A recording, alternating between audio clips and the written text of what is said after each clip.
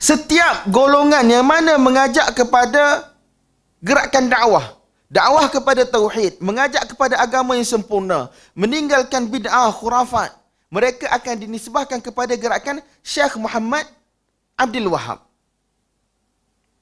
Dan mereka akan katakan bahawasanya tokoh-tokoh gerakan tersebut mesti mereka belajar daripada Syekh sendiri ataupun terkesan dengan buku Syekh. Nampak tak tuan-tuan? Ini tuduhan yang berlaku.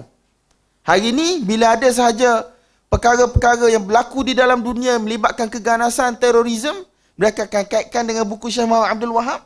Mereka akan kaitkan dengan buku Syekhul Islam Ibn Taimiyah, Syekhul Islam Ibn Qayyim rahmatullahi alaih. Semua akan dikaitkan. Jadi tuan-tuan, sebenarnya orang yang mana mengkaji kehidupan Syekh Muhammad Abdul Wahab dan juga pengikut-pengikutnya dan pendokong-pendokongnya, mereka akan yakin bahawasanya dakwah Syekh Muhammad Abdul Wahab tahdifu aslan ila ikhlas tauhid. Dari sudut asalnya adalah untuk mengajak kepada tauhid yang sebenar. Wal 'addi 'ala sunnatin nabawiyyati bin nawajid, untuk gigit sunnah Nabi sallallahu alaihi wasallam dengan gigi geraham. Wal jihad bi kulli tariqin mumkin didd asy-syirk wal bid'ah wa anwa'iha, dan berusaha sesungguh-sungguhnya untuk menentang syirik, bid'ah-bid'ah dan segala jenis syirik dan juga bid'ah. Wa 'ardil Islam fi suratihi al-asliyyati naqiyan khalisan safiyan, dan untuk membentangkan Islam yang asal dalam keadaan bersih, dalam keadaan tidak bercampur aduk, dalam keadaan suci. Jadi tuan-tuan, wa bil jumlati kanat risalatuhu mabda'iyan hiya nafs ar-risalah allati taqaddama biha ulama hadhihi al-bilad kal Imam Ahmad As-Sirhindi wal Imam Walillah Ad-Dahlavi wal Imam Ahmad Ibn Irfan ta'liman wa tathqifan wa tablighan.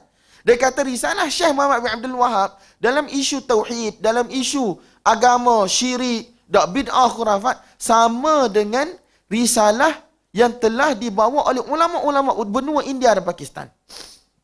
Nama-nama saya sebut tadi tuan-tuan, antaranya ialah Syekh Irfan Asy-Syahid, Ahmad Irfan Asy-Syahid, Syekh Ismail Asy-Syahid, Syekh Abdul Ghani Asy-Syahid, ulama-ulama Darul Ulum Deoban, Syekh Qasim Nanatwi dan seumpamanya. Sama tuan-tuan.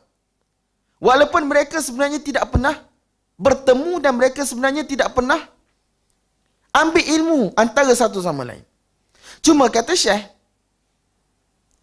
itu tidak bermakna mereka tidak berselisih dalam urusan-urusan yang berkaitan dengan manhaj, furu'. Betul tak?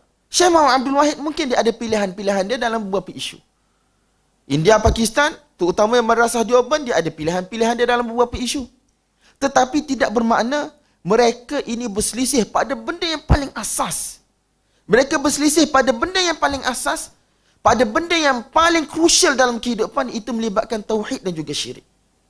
Sebab tu tuan-tuan, kita pernah buat dulu satu program ketika mana kaki kita boleh menjejakkan kaki kita ke satu tempat. Nama dia sekian-sekian-sekian, tentang ulama Asy'ariyah dan juga syirik, kubur, tauhid.